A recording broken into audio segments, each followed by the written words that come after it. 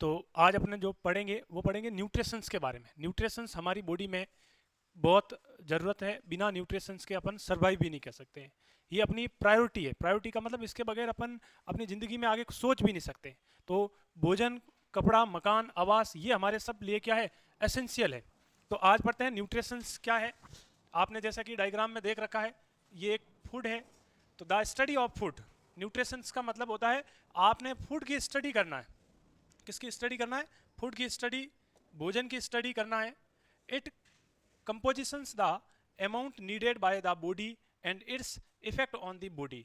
यानी कि फूड का स्टडी है, कंपोजिशंस, कितना कंपोजिशन है, कैसा कंपोजिशन है, और कितना अमाउंट हमारे लिए ज़रूरत है, हमारी बॉडी को कितना ज़रूरत है, और बॉडी के लिए कैसा इफेक्ट आएगा। यानी ये कहना चाह रहा है फूड हमारी बॉडी में हम अलग अलग सोर्स से खाते हैं।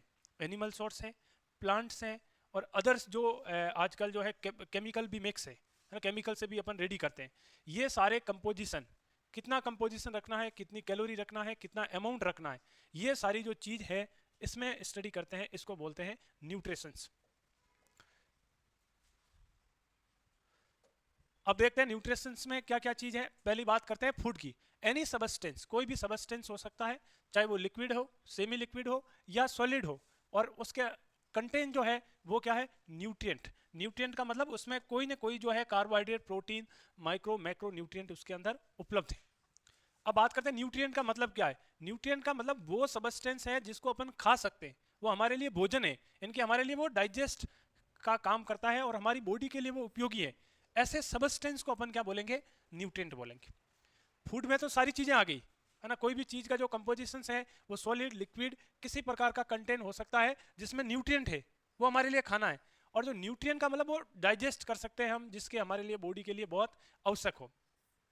और कई सारे एलिमेंट्स हैं। एलिमेंट्स का मतलब क्या है, all nutrients are made up of elements. सारे जो न्यूट्रिएंट हैं ये आपस में किससे मिलके बने हुए, बहुत सारे एलिमेंट्स से मिलके बने। दे आर सिंपल, कोई सिंपल टाइप का हो सकता है, सिंपल टाइप का सबस्टेंस हो सकता है, that can not be broken down into the anything simpler. यानी कि वो आगे टूट नहीं सकेगा, वो एक ही सिंपल टाइप का होगा। इस ऐसे चीजों को अपन क्या बोलेंगे, एलिमेंट्स। आगे बात करते हैं डाइट क्या है। तो डाइट का मतलब है the selection of food each person each diet. क्या कहना चाह रहा है, ये कहना चाह रहा है कि डाइट का मतलब होता है कि हर व्यक्ति के लिए अलग अलग डाइट। मान लीजिए किसी पेशेंट को, डायबिटीज का पेशेंट है, उसके लिए अलग डाइट हो सकती है। लिवर डिजीज का है, उसके लिए अलग हो सकती है। और नॉर्मल जो स्पोर्ट्समैन है या नॉर्मल पर्सन है, उसके लिए जो अलग जो सिलेक्शन किया जाता है। सिलेक्शंस का मतलब है भाई किसी को ज़्यादा प्रोटीन की नीड है, किसी को ज़्यादा कार्बोहाइड्रेट की नीड है, और किसी को फैट की नीड है, या फिर माइक्रो न्यूट्रिएंट्स की नीड है। तो उस सिलेक्शन को अपन क्या बोलेंगे, डाइट। अब बड़ी जो लाइमलाइट में रहता है बैलेंस डाइट, क्या रहता है, संतुलित आहार। इनकी एक बैलेंस जो डाइट है वो क्या होती है, बैलेंस डाइट अपन उसको बोलेंगे कंटेन ऑल द न्यूट्रिएंट्स। ऐसा कंटेन जिसमें सभी प्रकार के क्या हो, न्यूट्रिएंट हो, इन द करेक्ट अमाउंट। और ऐसा अमाउंट जो है वो बिल्कुल हमारी बॉडी के रिक्वायरमेंट के हिसाब से बिल्कुल सही हो, और उसकी अपने को जरूरत भी हो, उसको अपन क्या बोलेंगे, एक बैलेंस डाइट बोलेंगे। जैसे बैलेंस डाइट के लिए अपन बात करते हैं कि अपनी बॉडी में कार्बोहाइड्रेट ज़्यादा चाहिए, उसके बाद में प्रोटीन ज़्यादा चाहिए, उसके बाद में फैट चाहिए। इसके अलावा जो छोटे छोटे न्यूट्रिएंट्स हैं जैसे विटामिन्स है ना, इलेक्ट्रोलाइट्स हैं, ये भी हम बॉडी के चाहिए। तो इसको बोलेंगे बैलेंस डाइट। एक टर्मिनोलॉजी और है, आरडीए। आरडीए का मतलब है रिकमेंडेड डाइटरी अलाउंसेंस, कि आपकी बॉडी में अलग अलग रिकमेंडेंट है। जैसे मान लीजिएगा एक पर्सन जो है वो बिल्कुल सेडेंट्री लाइफ स्टाइल है, ऑफिस में बैठा रहता है, तो उसको कैलोरी अलग चाहिए। एक जो बहुत हार्ड वर्क करता है उसको अलग चाहिए। और एक जो है महिला जो है प्रेग्नेंट है, उसका रिकमेंडेड अलग होगा। और एक जो महिला है लैक्टेशन पीरियड में है, उसका अलग होगा। तो हर तरह के पर्सन को हर तरीके के आरडीए अलग अलग होता है। एक होता है GDA, and guideline daily amount. ये गाइडलाइन बताती है कि डेली आदमी को क्या अमाउंट न्यूट्रिएंट का लेना चाहिए। तो ये कुछ टर्मिनोलॉजी है जिसको समझ के अपन आगे टॉपिक को इजीली जो है समझ सकते हैं। अब बात करते हैं न्यूट्रिएंट की। There are 6 nutrient. कितने न्यूट्रिएंट है, 6 न्यूट्रिएंट है। पहला जो है वो है प्रोटीन। पहला जो न्यूट्रिएंट है प्रोटीन। प्रोटीन हमारी बॉडी में बहुत जरूरी हिस्सा है। ये हमारी बॉडी को क्या करता है, रिपेयर करता है। सबसे बड़ा इसका क्या काम है, रिपेयर करता है। और बॉडी बिल्ड करता है, बॉडी को क्या करेगा, बिल्ड करेगा। तो बॉडी बिल्डिंग के लिए और रिपेयरमेंट के लिए हमें क्या खाना पड़ेगा, प्रोटीन लेना पड़ेगा। फैट या लिपिड, ये हमारी बॉडी को प्रोटेक्शंस देते हैं। क्या देते हैं, सुरक्षा देते हैं। यदि फैट हमारी बॉडी में नहीं रहेगा तो प्रोटेक्शन नहीं रहेगा। अब पेट पे फैट है, अब फैट नहीं है तो पेट पे इंजुरी जल्दी हो सकता है। तो फैट हमारे हर चीज को क्या देता है, एक प्रोटेक्शन देता है। कार्बोहाइड्रेट जो है वो डायरेक्ट एनर्जी देता है। क्या देता है, एनर्जी। इससे डायरेक्ट एनर्जी प्राप्त होगी और एनर्जी से हम क्या करेंगे, कैलोरी प्राप्त होगी, जिससे अपने काम करने में आसानी रहेगी, हम ऊर्जावान रहेंगे। अगला है मिनरल्स एलिमेंट्स। मिनरल्स एलिमेंट्स कोई भी हो सकते हैं, जैसे मान लीजिएगा सोडियम हो सकता है, पोटेशियम हो सकता है, क्लोराइड हो सकता है, मैग्नीज हो सकता है। ऐसे कई सारे जो है छोटे छोटे मिनरल्स जो है हमारी बॉडी के लिए क्या है, आवश्यक है। और विटामिन जो है, विटामिन मोस्टली दो तरीके के होते हैं, एक होते हैं वाटर सोल्यूबल और एक होते हैं फैट सोल्यूबल। वाटर सोल्यूबल और फैट सोल्यूबल। और हमारी बॉडी में और भी क्या चाहिए, वाटर चाहिए। वाटर हमारी बॉडी में कोई एनर्जी तो नहीं देता है, पर बिना वाटर अपन सर्वाइव भी नहीं कर सकते। तो वाटर हमारे लिए बहुत एसेंशियल है। खाने से पहले जरूरत किसका है, ऑक्सीजन का है। ऑक्सीजन के बाद हमारी बॉडी को किसका जरूरत है, वाटर का। वाटर के बाद हमें किसका जरूरत है, फूड का। तो ये एक हमारी बॉडी में एक स्पेसिफिक प्रकार की एक नीड रहती है, इस नीड के मुताबिक होता है। अब बात करते हैं मैक्रो न्यूट्रिएंट। ऐसे तो अपन न्यूट्रिएंट को एक कैटेगरी में यूं भी कह सकते हैं कि एक बड़ा न्यूट्रिएंट, एक छोटा न्यूट्रिएंट। ऐसे अपन एक एक हर पार्ट को, कार्बोहाइड्रेट, प्रोटीन, फैट और मिनरल्स को अलग अलग बता दिया। और बड़े तौर पे बताया तो दो तरीके के, एक मैक्रो न्यूट्रिएंट, एक माइक्रो न्यूट्रिएंट। मैक्रो का मतलब क्या होता है, मैक्रो का मतलब होता है बड़ा। मैक्रो का मतलब क्या होता है, बड़ा। और माइक्रो का मतलब क्या होता है, छोटा। तो बड़े तौर पे हमें क्या चाहिए, बड़े तौर पे हमें चाहिए कार्बोहाइड्रेट चाहिए, प्रोटीन चाहिए और क्या चाहिए, फैट चाहिए। ये तीन जो है ये हमें बड़ी मात्रा में चाहिए। और छोटी मात्रा में हमें क्या चाहिए, छोटी मात्रा में हमें विटामिन चाहिए और विटामिन के अलावा मिनरल्स चाहिए। तो ये हमें क्या चाहिए, बिल्कुल स्मॉल अमाउंट चाहिए। इसका अमाउंट ज़्यादा नहीं है, छोटा अमाउंट है। इनका अमाउंट क्या है, इनका अमाउंट लार्ज। तो ये हमारी बॉडी के अंदर क्या करेंगे, ये हमें एनर्जी देंगे। तो हमने दो टाइप का देखा, मैक्रो और माइक्रो। मैक्रो के अंदर अपन ने देखा कार्बोहाइड्रेट, प्रोटीन, फैट, और माइक्रो के अंदर अपन ने देखा विटामिन और मिनरल्स। Very good. अब देखते हैं कुछ कंपोजिशन के हिसाब से, है ना, बनावट के हिसाब से। कोई पौधों से बनता है ना, जिसको प्लांट बोलते हैं, कोई एनिमल का यूज लेते हैं, और आजकल केमिकल का भी यूज लेने लगे। तो कंपोजिशंस क्या है, द एलिमेंट्स दैट मेकअप, या वो किस तरीके से बने हैं, मेकअप या उनका मेडअप कैसे हुआ है, किसका, उस न्यूट्रिएंट का, उस न्यूट्रिएंट के अंदर क्या कंपोजिशन डाला गया। जैसे तुम कोई चीज खरीदते हो, तो खरीदते हो उसके ऊपर लेबल लगा हुआ है ना, उसमें फसाई की गाइडलाइन होती है, फूड सेफ्टी सिक्योरिटी की। और उस पर एक आपने देखा होगा ब्लू कलर का टिक, यानी कि वो प्लांट से बना है। रेड कलर का है तो इसका मतलब वो एनिमल से बना है। तो उसके अंदर एक चार्ट बना हुआ है, उसमें सब बताया गया है कि इस चार्ट के, इस ड्रिंक के अंदर या इस पैकेट के अंदर कार्बोहाइड्रेट इतना है, फैट इतना है, प्रोटीन इतना है, फोलिक एसिड इतना है ना, आयरन इतना है, सोडियम इतना है, पोटेशियम इतना है। उसका पूरा एक टेबल होता है, और अप्रोक्स वो टेबल है वो 100 ml या 100 ग्राम पे ही बताया जाता है। यानी कि 100 ml पे कोई सॉल्यूशन होगा तो 100 ml पे उसका ब्यूरो, उसके बारे में बताया जाएगा।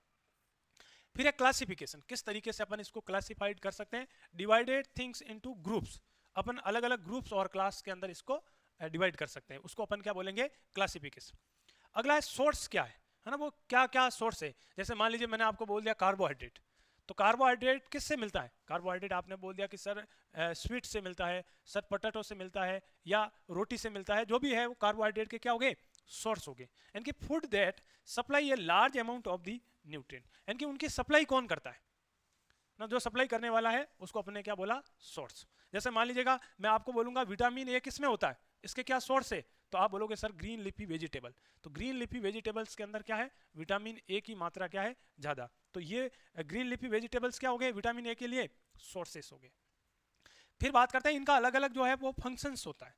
Function, use of the nutrient in the body, her body के हिसाब से इसको हम यूज लेते हैं। मान लीजिए किसी को एनर्जी ज़्यादा चाहिए तो कार्बोहाइड्रेट लेना है, किसी को बॉडी बिल्डिंग करनी है तो उसको प्रोटीन ज़्यादा लेना है, और किसी को फैट ज़्यादा चाहिए, प्रोटेक्शन ज़्यादा चाहिए तो अपन उसको फैट ज़्यादा देते हैं। इसके अलावा जैसा यूज है, जैसे मान लीजिए प्रेगनेंसी के अंदर अपन फोलिक एसिड की मात्रा बढ़ाते हैं, और लैक्टेशन के अंदर अपन क्या करते हैं, कैल्शियम की मात्रा को बढ़ाते हैं। तो बूढ़ों में, बच्चों में, हर एज ग्रुप के अंदर अलग अलग अमाउंट की क्या होती है, नीड होती है, जरूरत होती है। इसके हिसाब से अपन इसको पेशेंट को देते हैं।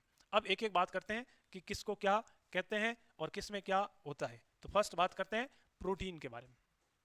प्रोटीन का compositions made up of the elements किससे मिलके बने हुए हैं? एक तो कार्बन से मिलके बने हैं, ये किससे मिलके बने हुए हैं? कार्बन, हाइड्रोजन, ऑक्सीजन, और किससे मिलके बने हुए हैं? नाइट्रोजन से। तो एक प्रोटीन को बनाने के लिए एनवायरनमेंट के अंदर क्या चीज होनी चाहिए? कार्बन होगा तो ही क्या बनेगा? हाइड्रोजन होगा तो ही बनेगा CHON। इसको अपन क्या बोल सकते हैं? CHON। कार्बन, हाइड्रोजन, ऑक्सीजन और नाइट्रोजन, ये किससे मिलके क्या बनाते हैं? प्रोटीन बनाते हैं। तो इनका मेडअप इस तरीके से होता है। बिना कार्बन, हाइड्रोजन, ऑक्सीजन के और नाइट्रोजन के अलावा इससे ये प्रोटीन नहीं बन पाएगा। इसलिए अपन मिट्टी में कार्बन, हाइड्रोजन, ऑक्सीजन सब क्या होती है? एक अनुपात में मिलता है, तो वहाँ अच्छे प्रोटीन का अपन ऑब्जर्व कर सकते हैं। अगला है protein in the only nutrient which nitrogen which is needed for grow. Nitrogen जो है इसके क्या है? ग्रोथ के लिए चाहिए। नाइट्रोजन अपने एनवायरमेंट में कितने परसेंट है? एनवायरमेंट में कितने परसेंट है? 78% है। कितने परसेंट है? 78% हमारे एनवायरमेंट के अंदर क्या है? नाइट्रोजन गैस उपलब्ध है। The element join to form amino acid. ये जो एलिमेंट्स है और ये एलिमेंट्स जो प्रोटीन बनाने वाले हैं, ये एक तरीके की चेन बनाते हैं, ज्वाइन करते हैं आपस में, और उनको ज्वाइन को, उस चेन को अपन क्या बोलते हैं? Amino acid. तो कई बार पूछा गया है प्रोटीन किसके बने हुए होते हैं? एमिनो एसिड के बने हुए होते हैं। The amino acid link together in a long chain. ये आपस में क्या होते हैं? एक चेन के अंदर रहते हैं और उसको आगे से आगे उस चेन को बढ़ाते हैं, जिसको अपन बोलते हैं the elements join from amino acid. The amino acid link together in long chain called protein. अपन उसको क्या बोलेंगे? प्रोटीन बोलेंगे। ये इस तरीके की जो है एक आपस में चेन होती है। इस चेन में आपस में अमीनो एसिड जुड़ते हैं। ये अमीनो एसिड जुड़ के ये पूरी क्या बना रहे हैं? ये पूरी अमीनो एसिड जो मिलके एक प्रोटीन का निर्माण कर रहे हैं। और इस तरीके से ये नाइट्रोजन, हाइड्रोजन, ऑक्सीजन, ये सब इसको बनाने में हेल्प कर रहे हैं। अब देखिए प्रोटीन का क्या क्लासिफिकेशन है। There are 2 class. मेन जो प्रोटीन की जो क्लास है वो 2 क्लास है। 2 क्लास के अंदर अपन प्रोटीन को पढ़ते हैं। एक पढ़ते हैं फर्स्ट क्लास प्रोटीन, इनकी हाई बायोलॉजिकल वैल्यू, जिसको फर्स्ट क्लास प्रोटीन बोलते हैं, उसको अपन बोलते हैं हाई बायोलॉजिकल प्रोटीन। और एक बोलते हैं सेकंड क्लास प्रोटीन, इनकी इसका जो बायोलॉजिकल है वो किस तरीके का है? लो बायोलॉजिकल वैल्यू है। तो 2 तरीके के प्रोटीन होते हैं, फर्स्ट क्लास प्रोटीन और second class protein. First class protein अच्छे प्रोटीन होते हैं, हमारी बॉडी के लिए अच्छे हेल्पफुल है, और ये थोड़े कम हेल्पफुल है। तो ये बात आपको याद नहीं। Both class of protein are needed in the diet. ये सब जो है वो दोनों फर्स्ट और सेकंड हमारी डाइट के अंदर होते हैं और हमारी बॉडी को जरूरत है। अब ये जो है फर्स्ट क्लास के अंदर प्रोटीन बात तो कर दी, अब इसमें क्या क्या सोर्स है जो प्रोटीन को बनाते हैं। एक तो होता है एनिमल प्रोटीन। एक पहला प्रोटीन कौन सा है? Animal protein. एनिमल से हमें जो है प्रोटीन मिलता है उसको एनिमल प्रोटीन बोलते हैं, जिसके अंदर आपने देखा होगा मीट है ना, पोल्ट्री, फिश, एग, चीज, योगर्ट और मिल्क। यानी कि जो चीज का मैन्युफैक्चरिंग जो मिलता है वो एनिमल से। दूध भी किससे मिलता है? दूध भी हमें एनिमल से। योगर्ट का मतलब क्या हो गया? जो अपन दही वगैरह, दही से उसको और चीज भी बनाते हैं, उसको क्या होता है? योगर्ट। तो ये सारी चीज हमें किससे मिलती है? एनिमल से मिलती है। तो मिल्क भी किस में आता है? एनिमल में। क्योंकि दूध किससे मिलता है? गाय से मिलता है, भैंस से भी मिलता है। हिंदुस्तान में भैंस से दूध ज्यादा पीते हैं, बाकी दूध किससे मिलता है? गाय से। प्लांट प्रोटीन, फिर वो प्रोटीन क्या है? वो प्लांट प्रोटीन है, पौधों से मिलने वाले है ना, पादप से मिलने वाले, या अपन कह सकते हैं पेड़ पौधों से जो मिलने वाले, जिसके अंदर लेंटेन्स, बीन्स, पी, नट्स, सेरेलेक्स, ये सब प्रोटीन किस तरीके का है? Plant protein. यानी कि हमें पत्तियों से, हमें झाड़ियों से, हमें पेड़ से, पौधे से प्रोटीन मिलता है। जैसे कई सारी बीन्स हैं, फलियां हैं, कई सारे पी है, कई सारे नट्स हैं है ना, कोकोनट्स हो गए, एलोमंड्स हो गए, और कई सारी जो चीज़ें हैं इससे हमें प्रोटीन मिलते हैं। क्या कह रहा है? हाँ, दाल हो गई, सब हो गई है ना, सोयाबीन हो गई, दाल हो गई, दाल में भी कई तरह की दाल हो गई। Plant protein for food content. Plant जो है, प्लांट से अपन को प्रोटीन क्या क्या मिलेगा? ये प्लांट में लेस सेचुरेटेड रहेगा, इसमें लेस सेचुरेट रहेगा, और फाइबर इसके अंदर क्या रहेगा? ज़्यादा रहेगा, और चीपर टू प्रोड्यूस, ये चीपर रहेगा, सस्ता रहेगा। ये महंगा रहेगा और ये सस्ता रहेगा। कैसे? कि भाई जो एनिमल्स से जो मिलता है वो क्या रहेगा? महंगा। जैसे भारत सरकार अभी चाइना को या आउट ऑफ कंट्री अभी एक्सपोर्ट कर रही थी, मीट एक्सपोर्ट करती है इंडिया, बाहर बेचती। तो एक आदमी ने चिट्ठी लिखी कि मीट कितने किलो बेचते हो? माना कि मान लो उसने 500 kg बेचते हो, 1 किलो के कितने रुपए वसूलते हो? 500 रुपये वसूलते हो। 500 रुपये 1 किलो के, है ना। तो फिर एक आदमी ने हिसाब बताया कि तुम घाटे का सौदा कर रहे हो। और भाई साहब कैसे घाटे का? 500 रुपये दे रहा है। तो उसने बोला कि ये बहुत घाटे का सौदा। कैसे? कि एक तुमने बकरी पाली, बकरी को 10 साल या 5 साल बड़ा किया, कितना पानी पिलाया, कितना ध्यान रखा और कितनी चीज़ें या चारा खिलाया, फिर तुम इतने सस्ते में कैसे बेच रहे हो? तो हिसाब तो बिल्कुल उसका साफ है कि भाई एक जो बकरी का बच्चा है उसको पानी मान लो कई लीटर पिलाया हमने, कई किलो चारा खिलाया, कई दिन सिक्योरिटी रखी, तो फिर उसकी कीमत क्या है? कम है। तो है ना, तो ये बहुत जो है महंगे है ना। तो इसको हमें समझना है। और ये बिल्कुल क्या है? सस्ते। मिर्ची कितने दिन में उग जाती है? 10 दिन में। सब्जी कितने दिन में उग जाती है? 20 दिन में। फसल 6 महीने में कोई भी फसल जो है रेडी हो जाती। और इसको तैयार करने में कितना समय लगता है? कई 5 साल, कई 10 साल। तो ये क्या है ना, ये क्या है? महंगे है ना। तो इसलिए इसको प्लांट वाले क्या है? सस्ते। और फायदा इसमें क्या? फाइबर्स है। फाइबर्स जो है हमारे पेट को क्या करते हैं? साफ रखते हैं, कॉन्स्टिपेशन जैसी समस्याओं को मिटा देते हैं। ये भी हमारे लिए फाइबर भी क्या है? असेंशियल है। तो ये सारे प्लांट और एनिमल सोर्स से अपन इसको करते हैं। अब ये देखो बढ़िया प्लेट दिखा रखी है, ज़्यादा मत खाना ना तू, है ना, कम ही लेना। ये दाल हो गई, ये बटर हो गया, ये क्या हो गया ना तू? एग हो गए, है ना, ये सब चीज़ें, मीट हो गया, ये एलिमेंट्स हो गए, लेग्यूम्स हो गए, ये सब क्या है? ये प्रोटीन के सोर्स है। अब प्रोटीन हमारी बॉडी में किस तरीके से काम करता है, यानी कि बॉडी का क्या है, मैंने आप लोगों को पहले ही बताया। हमारी बॉडी को एक तो रिपेयर करता है और क्या करता है? बॉडी बिल्डिंग का काम करता है। यानी कि जो भी हमारी जो ग्रोथ है वो ग्रोथ किससे होती है? प्रोटीन से होती है। और क्या करता है? हमारी बॉडी को रिपेयर करता है। और कई सारे जो प्रोटीन से हार्मोन्स, एंजाइम्स, एंटीबॉडीज और कई सारी एंजाइमिक जो रिएक्शंस है वो भी हमारे इस प्रोटीन से ही होती है। तो बिना प्रोटीन जो है अपन बिल्कुल भी सोच भी नहीं सकते कि अपनी ज़िंदगी चलेगी। तो प्रोटीन का ये बड़ा मेजर जो फंक्शंस है ये इन्होंने बताए। ग्रोथ किस तरीके से बच्चे की जो है वो हाइट बढ़ रही है ये इन लोगों ने बता रखा। तो बच्चे की क्या हो रही है? ग्रोथ हो रही है। तो ये प्रोटीन का एक और ग्रोथ का फंक्शन। क्या ना तू? ग्रोथ बराबर हो रही है? कम हो रही है ना। रंजीत की से 7 फीट हाइट है ना, तो इसको बोल थोड़ी हाइट तेरे को दे दे, नहीं दे पाएगा। तो ठीक है, इसलिए प्रोटीन खा ज़्यादा, है ना। तो protein RDA and energy value. तो प्रोटीन अब खाए तो कितना खाए भाई? हिसाब किताब होना चाहिए ना। तो मारवाड़ी लोगों के पास हिसाब किताब खाने में नहीं है, बाकी चीज़ों का बहुत हिसाब है, खाने में कमी रखते हैं। तो कितना हिसाब से खाना चाहिए, क्योंकि ज़्यादा खाए तो भी नुकसान है और कम खाए तो भी नुकसान। तो आरडीए रिकमेंड डेली अलाउंसेंस कितना है? डेली कितना लेना चाहिए?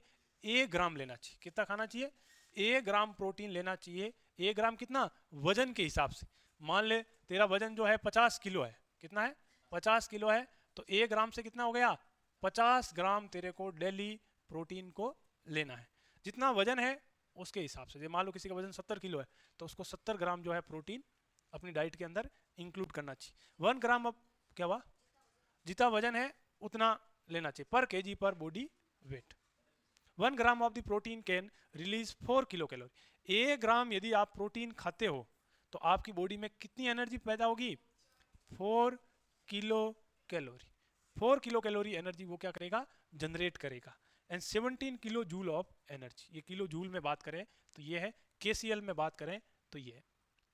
अब मेरा ये आपसे बात है कि ये 1 ग्राम प्रोटीन तो किसको लेना चाहिए? नॉर्मल लेना चाहिए। अब मान लो कोई लेडी जो है वो प्रेग्नेंट है या फिर जो लेडी है वो लैक्टेशन पीरियड के अंदर है, तो कितना लेना चाहिए?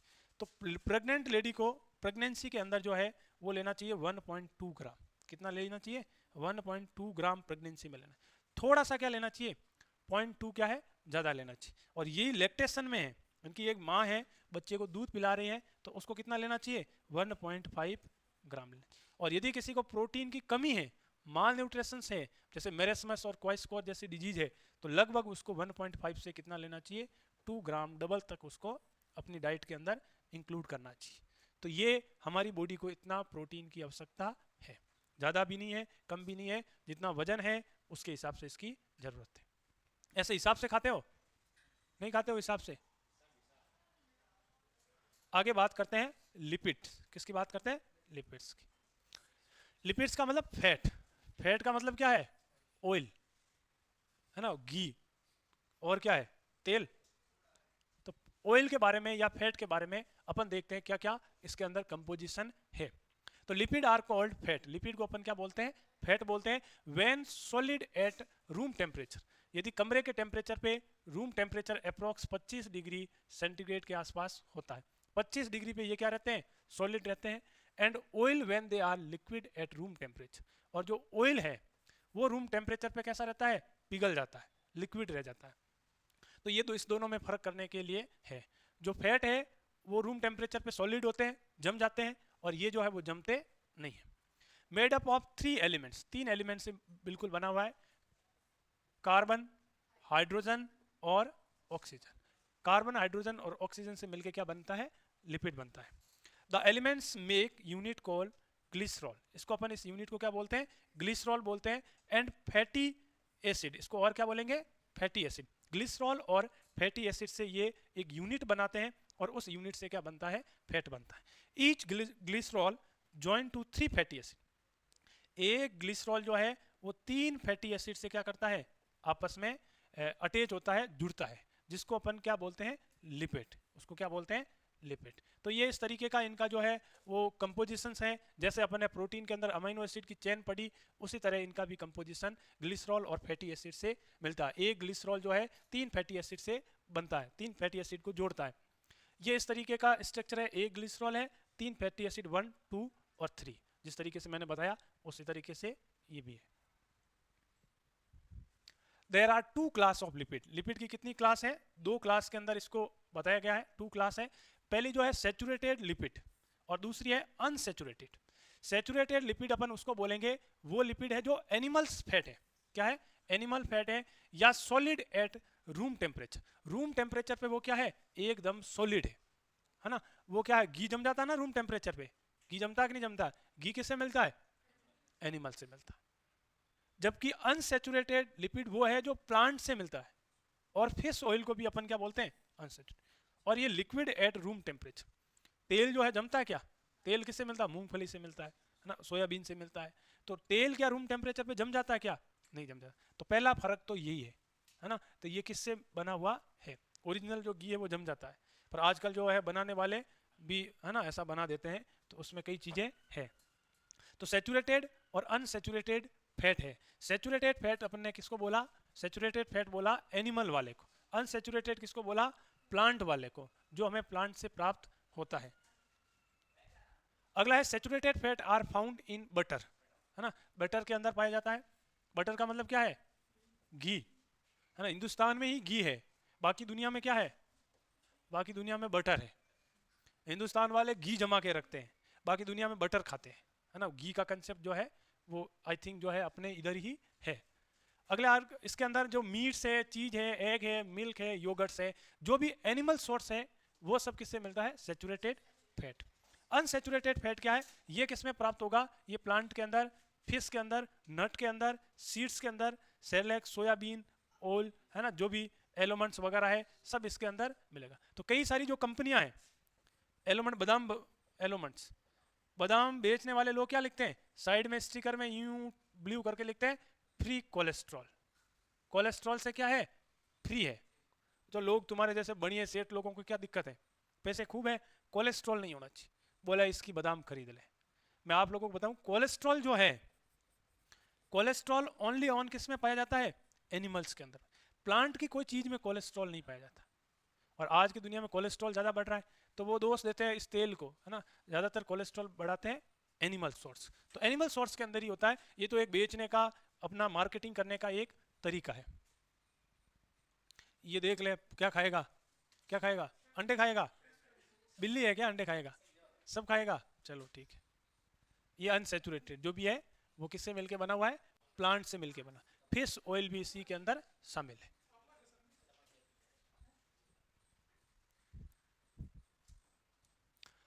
अब लिपिड का हमारी बॉडी में काम क्या है, अभी मैंने आप लोग को क्या बताया कि ये इसका काम ज्यादा तो है प्रोटेक्शन करने का, पर ये एनर्जी भी खूब देती है, heat and energy for the body.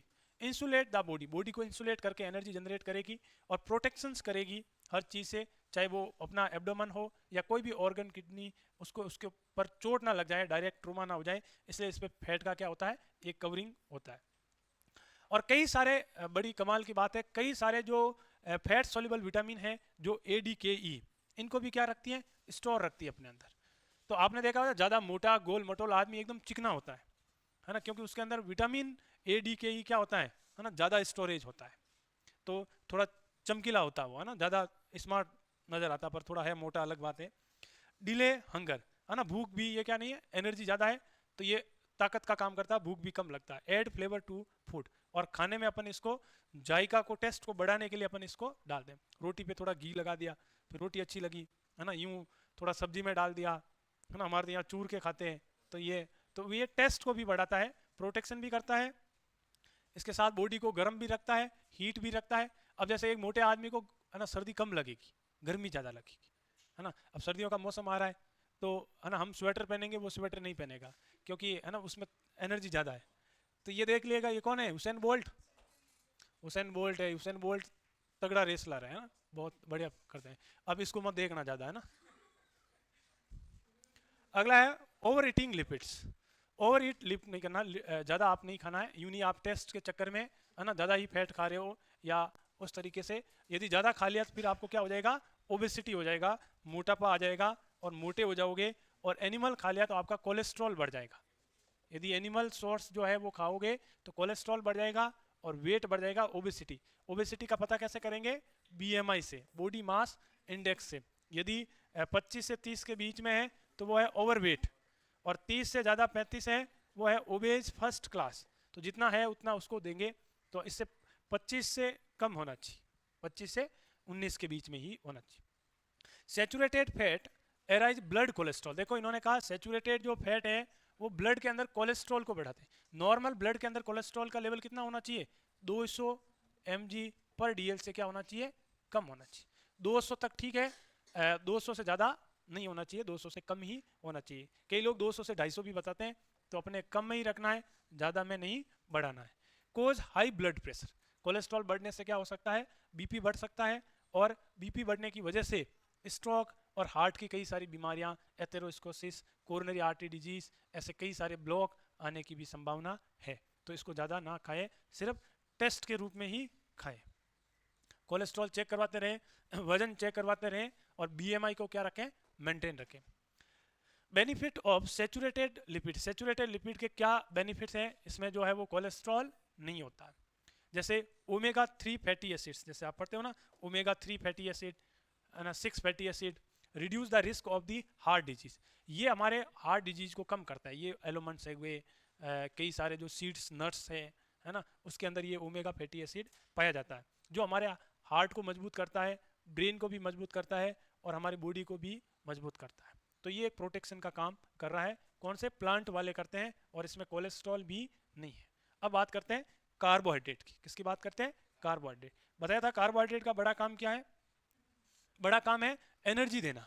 क्या देना, एनर्जी देना। तो ये एनर्जी देने का काम कौन करेगा, कार्बोहाइड्रेट। किससे मिलके बना है, CHO, है ना, CHO से मिलके बना हुआ है। तो ये हमारी बॉडी को क्या करेगा, एक क्यूब जो है, ग्लूकोज है, ये हमें प्राप्त करवाएगा, जिसकी वजह से हमें एकदम से एनर्जी आएगी। They are 3 class. कितनी क्लास है, 3 क्लास है। एक अपन इसको शुगर, एक स्टार्च, और एक सेल्यूलोज। सेल्यूलोज में फाइबर और रफेज जो है शामिल किए गए। तो इसकी 3 क्लास है, शुगर, स्टार्च और सेल्यूलोज। ये 3 क्लास से मिलकर क्या बना हुआ है, कार्बोहाइड्रेट बना हुआ है। अब बात करते हैं एक एक की। फर्स्ट बात करते हैं शुगर की। शुगर जो है वो सिंपल टाइप का कार्बोहाइड्रेट है। किस टाइप का है, एकदम सिंपल है। और शुगर किस में होगी जो भी मीठी चीजें हैं, जैसे मान लीजिएगा स्वीट्स हो गई, है ना, डायरेक्ट जो मीठी है, शुगर हो गई, फ्रूट जूस हो गए, हनी हो गया, है ना, छोटी छोटी कैंडीज आती है शुगर की, वो हो गई, बिस्किट्स हो गए, ऐसे कई सारी जैम ड्रिंक वगैरह, है ना, आती है। इसमें सबसे क्या है, शुगर पाई जाती है। स्टार्च किस में पाया जाता है, found in the bread, potato, है ना, पास्ता और राइस। और cellulose is found in fruit, vegetable और wholes, cereals, seed, nuts, bean, brown bread, brown rice, high fibre breakfast in cereals. तो ये सेल्यूलोज इसके अंदर ज़्यादा पाया जाता है। स्टार्च जो है ब्रेड, पोटैटो और पास्ता और राइस के अंदर पाया जाता है। और शुगर जो है वो डायरेक्ट जो सबसे मीठी चीज़ें हैं उस मीठी चीज़ों में पाए जाते हैं। जैसा कि ये डायग्राम दिखा रखा है, बिस्किट खा रहा है ना, ये सेब पड़ा है, ये जूस पड़ा है, केक पड़ा है, जैम पड़ी है ना। अब ज़्यादा नहीं देखना, नहीं तो क्या लग जाएगी, भूख लग जाएगी। भूख लग गई, अच्छा पढ़ाई की भूख लगा हुआ है ना, पहले समझ लो। To supply the body with energy, इसका बड़ा काम क्या है, बॉडी को क्या देना, एनर्जी देना, ऊर्जा देना।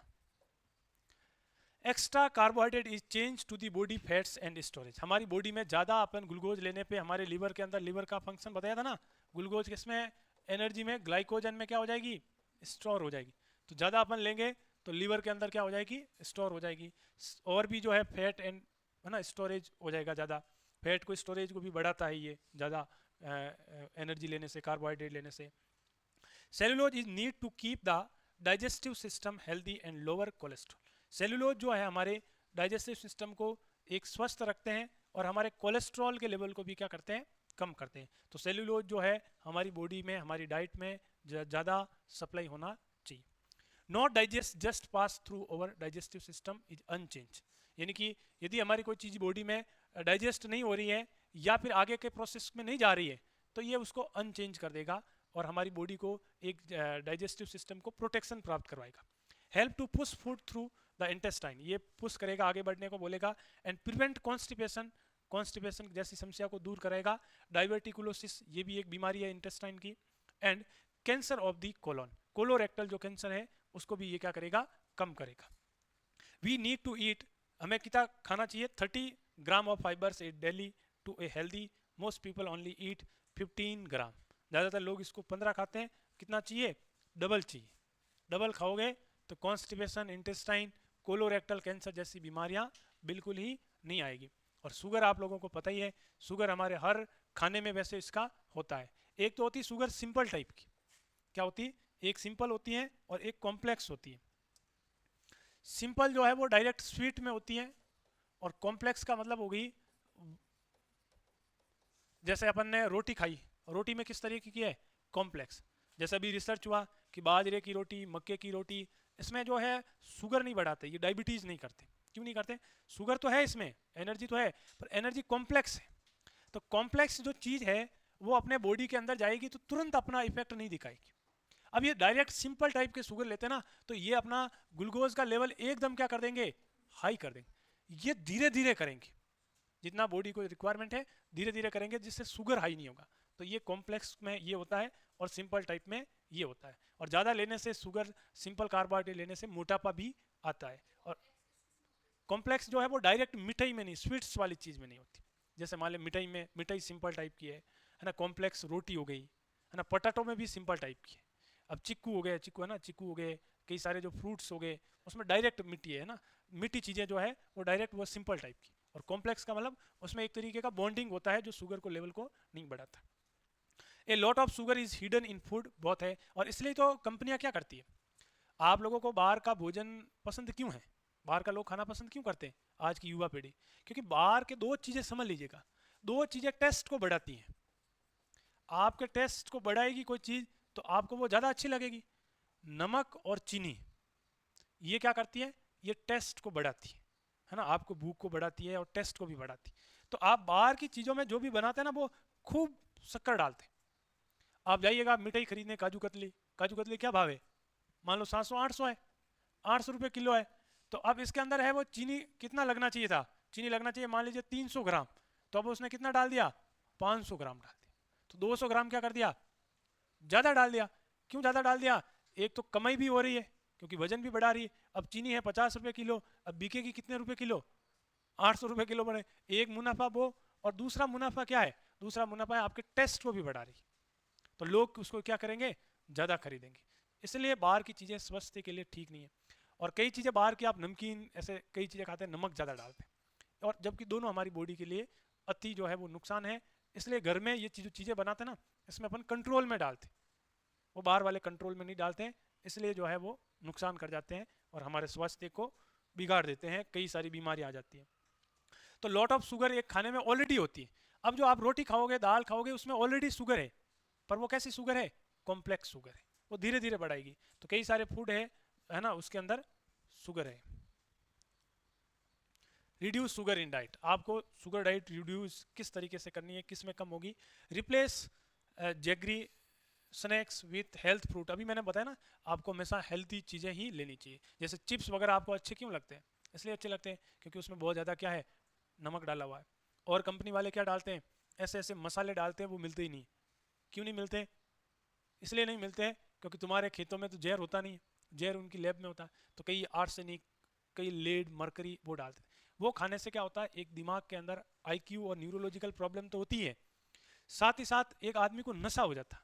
आप पानी पूरी वाले के आगे से जाते हो, रोज पानी पूरी खाते हो, और एक दिन यदि आप पानी पूरी के लिए साथ वाले ने गाड़ी नहीं रोकी तो आपका आधे घंटे में सर दर्द करने लग जाएगा, और आपका सर है ना वापस ठीक तभी होगा जब आप उस पानी पूरी को खाओगे।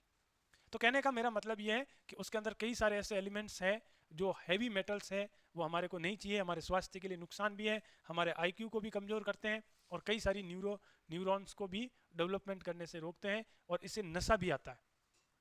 तो कई लोग जो है वो इस चीज़ों को पे बैन लगाना चाहते हैं, पर अभी भी बैन लगा नहीं है, काफ़ी चीज़ें जो है वो करनी बाकी है। अगला है विटामिन माइक्रो न्यूट्रिएंट्स। अब बात करते हैं छोटे छोटे न्यूट्रिएंट की बात करते हैं। छोटे न्यूट्रिएंट्स के अंदर ये भी हमारे बॉडी में इसकी मात्रा तो बिल्कुल छोटी चाहिए, पर यदि इनकी मात्रा नहीं लें तो कई सारी बीमारी हो सकती है, हमारे डाइजेशन सिस्टम पे इफेक्ट आ सकता है, बॉडी का ग्रोथ एंड डेवलपमेंट सही से नहीं होगा। असेंशियल का मतलब ये बिल्कुल जो है ज़रूरत है हमारे अच्छे हेल्दी डाइट को या बैलेंस डाइट को बनाने में। Each vitamin has it own job to do in the body. प्रत्येक विटामिन का अलग अलग रोल है, हमारी बॉडी में अलग अलग काम है, और वो अपनी बॉडी के लिए बहुत एसेंशियल है। If A vitamin is missing, यदि अपन ने इसको मिस कर दिया from the diet, is deficiency disease can occur, तो बीमारी हो जाएगी। जैसे विटामिन ए की कमी से नाइट ब्लाइंडनेस, जीरोसिस, है ना, ये हो सकता है। विटामिन बी की कमी से बेरी, सी की कमी से स्कर्वी, डी से रिकेट्स, है ना, विटामिन के की कमी से क्या हो सकता है, क्लोटिंग फैक्टर वगैरह डिस्टर्ब हो सकते हैं। तो ये छोटे छोटे माइक्रो न्यूट्रिएंट्स हमारी बॉडी में अलग अलग काम करते हैं। तो किस तरीके से विटामिन को क्लासिफाइड किया गया, ये दो तरीके से अपन लोगों ने इसको क्या किया, क्लासिफाइड किया। एक तो बात की फैट सोल्यूबल, और एक अपन ने बात क्या की, वाटर सोल्यूबल।